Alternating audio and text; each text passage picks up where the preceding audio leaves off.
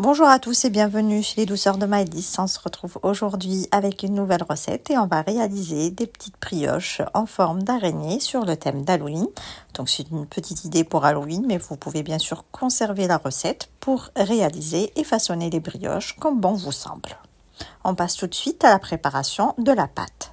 Alors ici dans le bol du robot, alors moi j'utilise mon Thermomix, mais vous pouvez bien entendu utiliser un pétrin ou tout simplement préparer votre pâte à la main. Donc, dans mon bol, j'ai versé 150 ml d'eau tiède. J'ajoute une cuillère à soupe de sucre et une cuillère à soupe de levure boulangère sèche que vous pouvez aussi remplacer par de la levure fraîche. Je mélange un peu le tout ensemble et je vais laisser mousser ma levure environ 10 minutes. Ensuite, je vais venir donc ajouter 500 g de farine. Alors ici, c'est de la farine T55. J'ajoute 70 g de sucre. J'ajoute le zeste d'une orange. J'ajoute une cuillère à café de sel. J'ajoute également un œuf entier.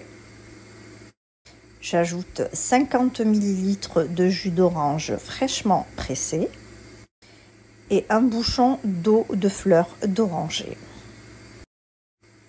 Je referme mon robot et je vais pétrir ma pâte environ 6 minutes. En cours de pétrissage, je vais venir donc introduire dans ma pâte 70 g de beurre à température ambiante coupé en petits dés. Voici donc la texture de la pâte qu'on devrait donc obtenir. Donc une pâte bien souple, légèrement collante aux mains. Donc il faudra que votre pâte reste bien souple pour avoir des brioches bien moelleuses. Donc là, je vais couper le tiers de ma pâte que je vais venir colorer. Donc je reprends le tiers de ma pâte. Je vais venir donc ajouter une cuillère jusqu'à 2 cuillères. Moi, du coup, j'en ai ajouté une, puis j'en ai rajouté une deuxième parce que ma pâte était restée trop claire. Donc, 2 cuillères à soupe de cacao amer. Et pour que ma pâte reste bien souple, j'ai ajouté également l'équivalent de 2 cuillères à soupe de lait.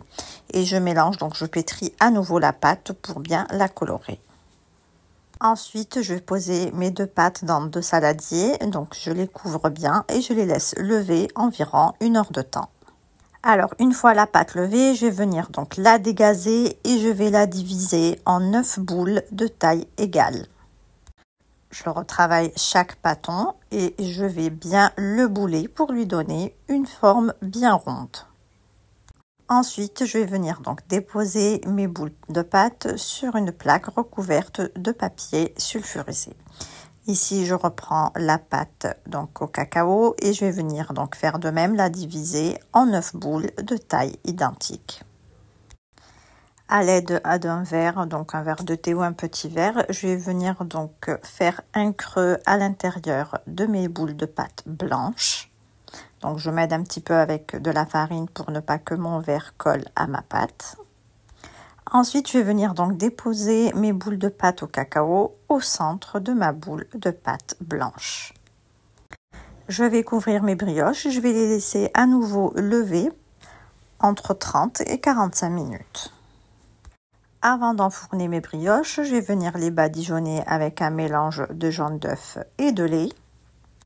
Ensuite, je les enfourne dans un four préchauffé à 180 degrés pour une durée qui varie entre 12 et 15 minutes. Et voici donc mes brioches après leur sortie du four. Donc on voit bien qu'elles ont pris une jolie couleur bien dorée. Alors ici, je fais fondre du chocolat que j'ai mis dans une poche à douille et je viens donc reproduire les pattes d'une araignée. Donc d'un côté puis d'un autre. Ensuite, pour coller les yeux donc sur mes brioches, je vais venir ajouter un petit peu de chocolat pour faire adhérer et donc les bonbons en forme d'œil que j'avais acheté dans les commerces. On laisse sécher donc le chocolat quelques minutes avant de passer à la dégustation.